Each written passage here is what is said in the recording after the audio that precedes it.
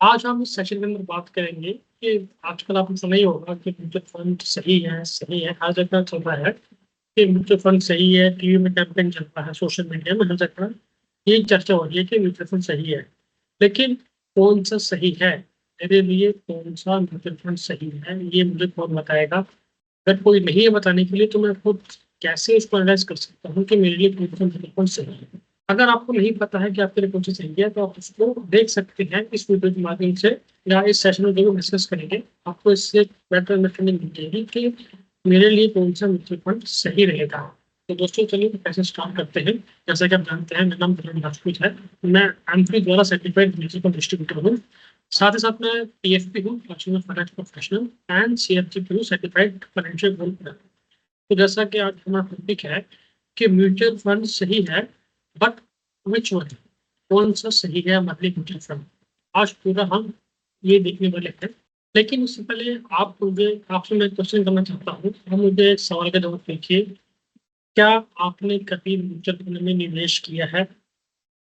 क्या आपने कभी भी, चाहे वो कितना भी निवेश हो, 500 रुपये, 100 रुपये, 1000 रुपये, 10,000 रुपये, या 1 करोड़ रुपये, क्या आपने कभी म्यूचुअल फंड में इन्वेस्ट किया है? अगर किया है तो आप प्लीज कमेंट सेक्शन में बताइए, चैट में भी बताइए कि आपने कभी इन्वेस्ट किया है। तो आपके तीन क्वेश्चन हो सकते हैं, तीन आंसर हो सकते हैं। पहला, हाँ मैंने ऑलरेडी इन्वेस्टमेंट किया हुआ है। दूसरा, नहीं लेकिन मैं स्टार्ट करने वाला हूँ, मैं स्टार्ट करूंगा। तीसरा, कि नहीं किया अभी तक, कोई प्लान भी नहीं है, क्योंकि म्यूचुअल फंड मुझको समझ नहीं आता है, म्यूचुअल फंड क्या भला है, क्या बवाल है, हमें नहीं पता, इसलिए हम उसको करते नहीं है और करने का भी प्लान नहीं है। अगर आपका उन तीनों में से कोई भी आपका एक जवाब है, तो ये सेशन आपके लिए बहुत ही महत्वपूर्ण होने वाला है। इसमें हम डिटेल में चेक बात करेंगे कि आप कैसे अपने लिए सही स्कीम चुन सकते हैं, या कैसे आप उसको प्रॉपर तरीके से देख सकते हैं। और ये जो सेशन है, तो प्योरली एजुकेशन पर्पज के लिए है।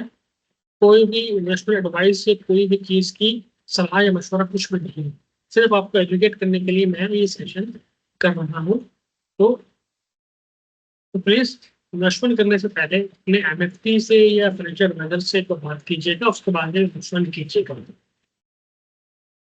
तो सबसे पहले तो समझते हैं कि म्यूचुअल फंड है क्या और ये काम कैसे करता है। तो मैं आपको सिंपल आसान भाषा में बताता हूँ। म्यूचुअल फंड अपने आप में कुछ नहीं है। म्यूचुअल फंड एक जरिया है शेयर बाजार में इन्वेस्टमेंट करने का। शेयर बाजार में क्या होता है, जैसे एनएससी बीएससी, हमारे दो स्टॉक एक्सचेंज है बड़े बड़े, ठीक है। उसके अंदर जो कंपनी है वो लिस्ट होती है। आप उस कंपनी में, आप कौन कौन सी कंपनी लिस्ट होती है? उदाहरण के तौर पर जैसे एचडीएफसी बैंक है, रिलायंस इंडस्ट्रीज है, कोटक महिंद्रा बैंक है, हिंदुस्तान यूनिलीवर है, ब्रिटानिया है, पार्ले है, आदि इत्यादि जितनी भी कंपनीज है जिनके प्रोडक्ट्स आप डेली डेली लाइफ में यूज करते हैं। मैं करता हूँ, टीवीएस मोटर हो गया, टाटा मोटर्स हो गया, तो अनेक 55 तो 56 तो 6,000 के आसपास कंपनियां मार्केट में लिस्टेड है। आप कंपनी से लिस्टेड है, लेकिन हम इसमें से क्या करते हैं, हम अपना पैसा शेयर बाजार में लोग लगाते हैं। शेयर बाजार में लगाते हैं तो उससे पैसा बढ़ता है। कंपनी प्रॉफिट करेगी तो हमारा भी उसमें प्रॉफिट होता है इस चीज से। लेकिन शेयर्स में तो काफी रिस्क होता है, आपने सुना, मैंने भी सुना है। तो हम क्या करते हैं, तो हम म्यूचुअल फंड में पैसा लगाते हैं। तो म्यूचुअल फंड क्या करता है, उसके पास पूरी टीम है, पूरा रिसर्च काम है उसके पास, पूरा रिसर्च बैकएंड है उसके पास। तो उसका काम ही यही है कि उसको शेयर्स ढूंढ ढूंढ के, सब होते शेयर्स ढूंढ ढूंढ के उसमें उसमें पैसा लगाना है उसके अंदर। और हम क्या करेंगे, मेरे जैसे, आप जैसे, हम सब निवेशक, जितने भी निवेशक है, छोटे निवेशक, हम 500 रुपये, 100 रुपये, 2,000 रुपये, जितना भी हमारी जेब अलाउ करती है, हम हर महीने पैसे किसी एक एबीसी म्यूचुअल फंड को दे सकते हैं। अब म्यूचुअल फंड एबीसी में किसी का नाम नहीं ले रहा हूँ, अनेक कंपनी है, 40-45 म्यूचुअल फंड हाउसेस है। आप किसी में भी इन्वेस्टमेंट कर सकते हैं। मैंने एबीसी फंड में कुछ पैसा डाल दिया, मान लेते हैं। अब वो फंड क्या करेगा, उसके बहुत सारी स्कीम्स हैं, तो मान लो मैंने एक एबीसी स्कीम में डाल दिया, ठीक है। अब उस स्कीम को एक बंदा मैनेज करता है, उसको हम बोलते हैं फंड मैनेजर, ठीक है। तो फंड मैनेजर क्या करता है, वो अपने दिमाग लगा के, अपनी रिसर्च करके, इसका 24 घंटे काम ही यही है कि उसको वही काम करना है। वो हमारे बेसिस पे पैसा लगाता है म्यूचुअल फंड के अंदर, ठीक है। अब वो म्यूचुअल फंड में नहीं, शेयर के अंदर लगाता है। हमने तो म्यूचुअल फंड में लगा दिया, म्यूचुअल फंड शेयर में पैसा लगाता है। अब मान लो किसी फंड मैनेजर ने आप पैसा शेयर में लगाया, मान लो एबीसी कंपनी का शेयर है, वो शेयर आज 100 रुपए का है। तो फंड मैनेजर ने लगा दिया, 1 साल बाद तो मान लो शेयर 100 रुपए का 200 रुपये हो गया। वो 100 रुपये का फायदा हो गया। अब वो 100 रुपये का फायदा जो है वो जितने भी यूनिट होल्डर्स हैं, जो फंड निवेशक के यूनिट होल्डर्स बोलते हैं, वो सब पैसे सबके बीच में बट जाएगा। तो बटेगा मतलब ये नहीं कि पैसा उनकी जेब में आएगा, अकाउंट में आएगा, नहीं। म्यूचुअल फंड के बदले आपको यूनिट्स मिलते हैं, जिसको हम एनएवी, नेट एसेट वैल्यू कहते हैं। यूनिट्स होते हैं, उनकी एक वैल्यू होती है, वो वैल्यू ऊपर नीचे होती है। जैसे उनके म्यूचुअल फंड के पोर्टफोलियो शेयर्स खरीद रखे हैं, वो ऊपर नीचे होगा। के उसी के मुकाबले म्यूचुअल फंड की यूनिट्स भी ऊपर नीचे होती है। तो मान लो 10 रुपए की यूनिट खरीदा है, तो कल को 12 हो गए तो आपको फायदा होगा 2 रुपए का। तो इस तरह से म्यूचुअल फंड काम करता है। अब इसमें चार चीज होती है, मेन चार चीज हमें देखनी होती है। चार चीज में क्या होता है? एक तो आप या मैं, इन्वेस्टर। दूसरी तरफ फंड मैनेजर, जो मैंने भी आपको बताया। तीसरी तरफ सिक्योरिटीज, सिक्योरिटी बोलते शेयर्स वगैरह जो होते हैं वो। चौथी लास्ट रिटर्न्स। ये मैंने चार ब्रॉड चीजें हैं, और भी कई चीजें होती हैं, लेकिन मैंने चार चीजों को यहाँ पे डिस्कस किया है। इन्वेस्टर क्या है? वो पूल करता है पैसा, पैसा स्कीम में दे सकते हैं, वो पैसे पूल करेंगे। आप मेरे जैसे और भी कई निवेशक हैं, वो पैसा पूल करेंगे। वो पैसा फंड मैनेजर को देंगे, म्यूचुअल फंड हाउसेस को दोगे। वो क्या करेगा? वो इन्वेस्टमेंट सिक्योरिटीज को पैसा सारा सिक्योरिटीज में लगाएगा, शेयर्स में लगाएगा। और सिक्योरिटीज क्या करती है? वो सिक्योरिटीज पैसा बना के देगी, रिटर्न कमा के देगी, ठीक है।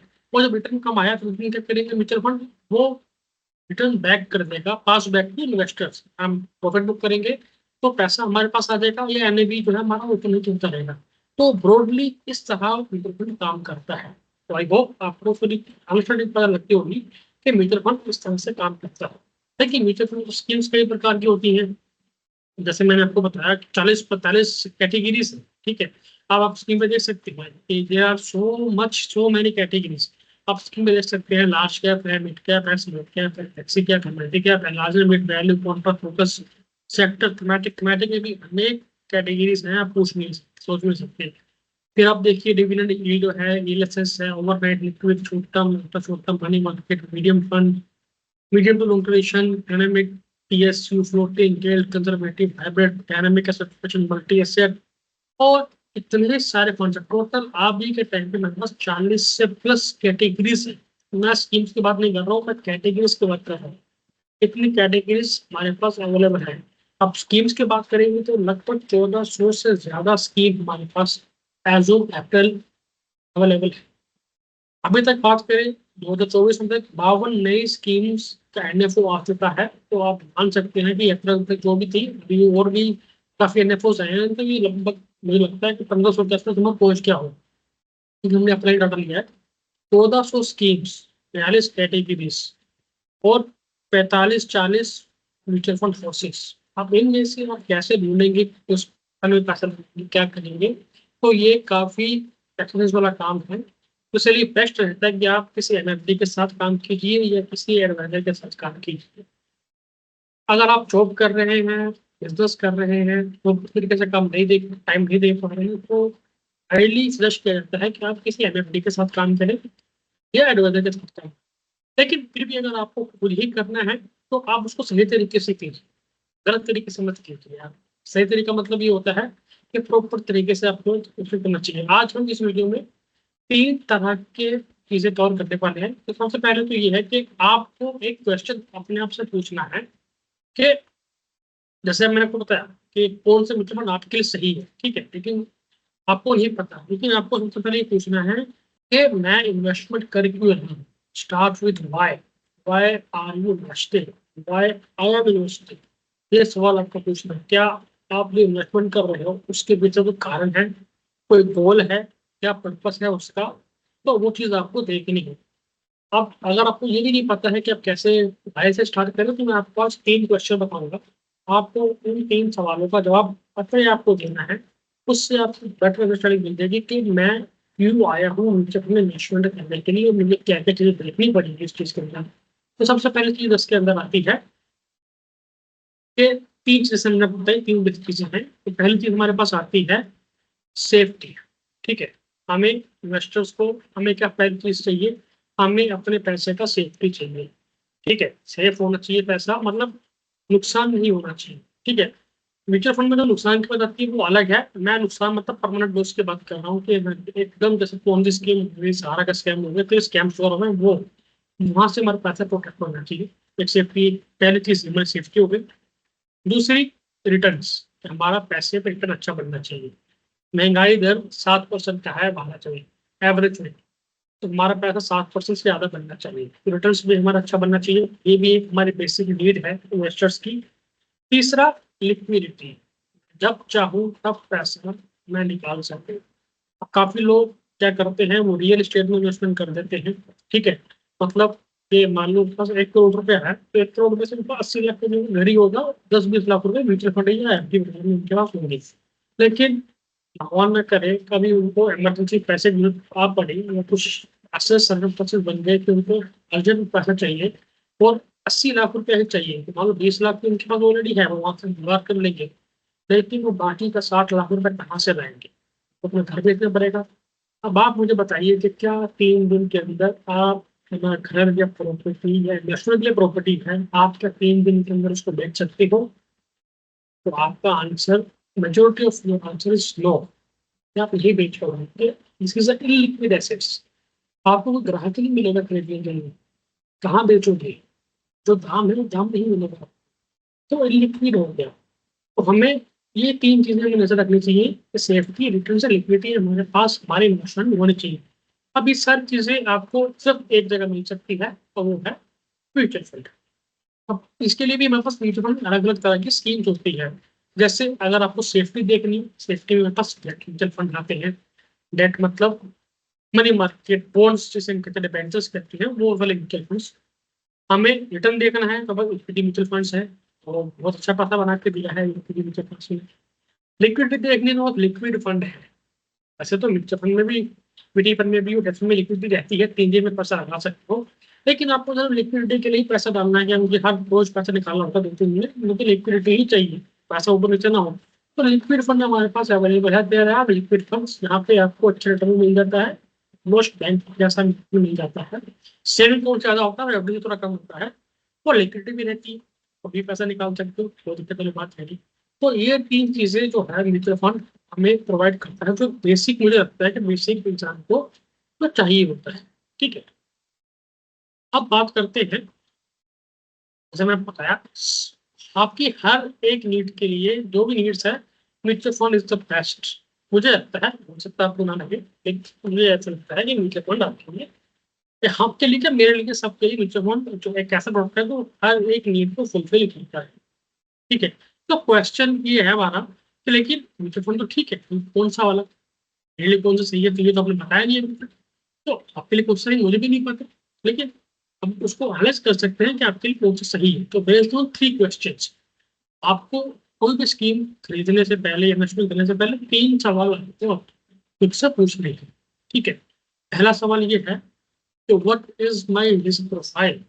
मेरी रिस्क प्रोफाइल क्या है? क्या मैं एक कंजर्वेटिव इन्वेस्टर हूँ? क्या मैं मॉडरेट इन्वेस्टर हूँ? क्या मैं एग्रेसिव इन्वेस्टर हूँ? वैसे मतलब कि अगर मैंने 100 रुपये इन्वेस्टमेंट किया है, अगर वो 100 का 60 रुपये भी हो जाता है, तो मुझे कोई फर्क नहीं पड़ता है। क्यों नहीं पड़ता? क्योंकि मेरा समय 10 साल का है, 15 साल का है। तो मान लो मैंने आज पैसा डाला है 2024 में, 3 महीने बाद तो 100 का 60 रुपये हो गए, तो मुझे फर्क नहीं पड़ना चाहिए, क्योंकि मेरा टाइम होरिजन तो 15 साल का है। मैं इससे घबराऊंगा क्यों? तो अगर आप ऐसे हो, तो आप एग्रेसिव इन्वेस्टर हो सकते हो। ठीक है, मॉडरेट ये है कि मान लो कि मैं, जो ऊपर नीचे होने से बहुत घबराहट होती है, मैं अगर लॉस ले नहीं सकता, तो आप मॉडरेट इन्वेस्टर, ये आप कंजर्वेटिव, आप बिल्कुल नुकसान नहीं दे सकते। तो इसका भी पूरा हमारे पास एक स्टेप्स है, वर्क फ्लो है, और इससे हमारे पास एक सीजर है आपको रिस्क प्रोफाइल एनालिसिस करने का। अगर आप जानना चाहते हैं कि आपका रिस्क प्रोफाइल क्या है, कोई मेथड है, मेथड से एनालिसिस करते हैं कि एक पर्सन के लिए क्या हो सकता है। कुछ क्वेश्चन होते हैं, हम उसका एनालिसिस करते हैं। अगर आप अपना रिस्क प्रोफाइल करना चाहते हैं, तो मुझे आप मुझसे संपर्क कर सकते हैं। तो फ्री ऑफ कॉस्ट मैं आपको एक शीट दे दूंगा, तो आप उसको फिल करेंगे, तो आपको पता लगेगा कि आप कौन से इन्वेस्टर हैं। बेसिक इसी तक 15-16 सवाल उसके अंदर होते हैं, उसको आप जवाब देने हैं आपको, और आपको पता लगेगा। ऐसे रेंडमली आपको नहीं पता लगेगा कि मैं क्या हूँ, लेकिन उस पैरामीटर से, उस डाटा पॉइंट से, उस प्रोसीजर से हम जाएंगे, तो आपको पता लगता है कि मैं कौन सा रिस्क प्रोफाइल है। दूसरा सवाल ये है, तो भैया मेरे गोल्स क्या है, पर्पस क्या है मेरे इन्वेस्टमेंट करने का, मैं किस लिए इन्वेस्टमेंट कर रहा हूँ? क्या मुझे घर खरीदना है अपना? क्या मुझे अपने बच्चे की एजुकेशन करवानी है, या शादी करवानी है? क्या मुझे विदेश जाना है, तो बच्चों को विदेश भेजना है? वॉट एवर, कार खरीदनी, कुछ भी गोल हो सकते हैं भैया आपको, मेरे भी कई गोल हो सकते हैं। तो आपको डिसाइड करना है कि भाई मुझे अगर अच्छी एजुकेशन करनी है जो आज से 10 साल 15 साल बाद है, तो आप उसके साथ पैसा लगाओ। मान लो पैसा आपको 2 साल बाद चाहिए, तब उसके साथ पैसा लगाओगे, है ना। तो प्रॉपर गोल्स आपको माइंड में क्लियर करना है कि आपको कहाँ पैसा चाहिए, कब चाहिए, उसके साथ पैसे इन्वेस्टमेंट करना है। और तीसरी चीज है कि आपका हॉरिजन कितना है। जैसे मैंने इनको बताया कि आप शॉर्ट टर्म के लिए करने वाले हो, लॉन्ग टर्म के लिए करने हो ना मिड टर्म के लिए। शॉर्ट टर्म मतलब less than 3 years, mid term होता है 4 से 7 साल के बीच में, और लॉन्ग टर्म 7 इयर्स प्लस, 7 10 15 20 25 30 50 साल के लिए इन्वेस्टमेंट करते हैं उस साल के लिए। तो ये आपको पहले अपने आप से पूछना है कि भैया मैं किस पर्पज के लिए कर रहा हूँ। पहले मैंने बताया गोल आपको बता दिए, तो ऐसे मुझे टाइम फिक्स करना है, तो उस टाइम बेसिस पे आप इन्वेस्टमेंट अपना कर सकते हैं। यदि अगर आपको इस विषय में कुछ भी हेल्प चाहिए मुझसे, तो आप बेझिझक होकर मुझसे संपर्क कर सकते हैं। जानते हैं मैं आपको हेल्प करूंगा प्रॉपर तरीके से। कुछ भी पूछना है तो मैं आपको प्रॉपर तरीके से बता सकता हूँ, क्योंकि मैं आपके जो सर्टिफाइड डिस्ट्रीब्यूटर हूँ। तो मैं आपको इस चीज़ के ऊपर गाइड कर सकता हूँ, बता सकता हूँ। ठीक है, तो ये सब चीज़ें आपको ध्यान में रखनी है। जैसे पहली भी रिस्क प्रोफाइल, दूसरा गोल्स, तीसरा टाइम, कि मैं किस समय के लिए इन्वेस्टमेंट करना चाहते हैं। अगर आपने ये 3 चीज़ों भी आपने ध्यान में रख ली है, तो 80-90% काम हो गया कि आप किसी गलत स्कीम में पैसा नहीं लगाओगे, कि गलत जगह पैसा नहीं लगाओगे। अगर आपने इसको मद्देनजर रख लिया है, तो ऑलमोस्ट आप अच्छा काम ही करोगे, तो बच्चे के सही काम करोगे। तो ये थोड़े बेसिक क्वेश्चंस हैं जो आपको अपने आप से पूछने हैं और अपने आप को आंसर देना है। एज वरुण बफेट सर हमारे कहते हैं, we don't have to be smarter than the rest, we have to be more discipline than the rest. मतलब कि हमें किसी अन्य लोगों से स्मार्ट होने की जरूरत नहीं है, हमें डिसिप्लिन होने की जरूरत है। हम जो कर रहे हैं प्रॉपर तरीके से करने की जरूरत है। तो इसलिए आप इन्वेस्टमेंट करते रहिए प्रॉपर तरीके से। अगर हम किसी भी तरह की हेल्प चाहिए, अच्छे संपर्क कर सकते हैं। मैं आपको अच्छे तरीके से हेल्प करूंगा, जैसे मैं करूंगा। ये मेरा लिंक्डइन प्रोफाइल है, आप मुझे लिंक्डइन को फॉलो कर सकते हैं। मैं लिंक्डइन पे काफी एक्टिव रहता हूँ। मैं पीएफपी हूँ, personal finance professional and certified financial professional भी हूँ, एमपी द्वारा सर्टिफाइड इंस्टीट्यूट। अगर कोई भी आपका सवाल है, कुछ भी आपको पूछना है, तो भेजना होंगे, उससे पूछ सकते हैं। कोई दिक्कत परेशानी वाली बात है नहीं।